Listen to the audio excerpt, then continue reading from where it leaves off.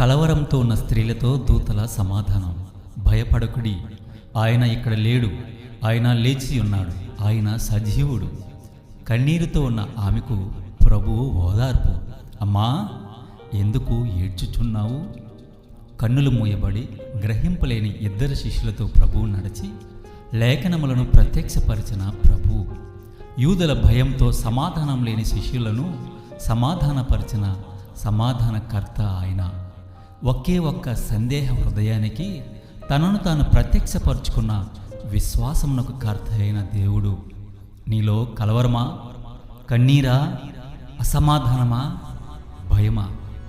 మరణాన్ని గెలిచి తిరిగి లేచినవాడు ఆయన సజీవుడు. పునరుద్ధానుడైన క్రీస్తు నేను ధైర్యపరుస్తాడు, ఓదారుస్తాడు, నీతో నడుస్తాడు, నీకు తనను తాను ప్రత్యక్షపరుచుకుంటాడు. భయపడకు.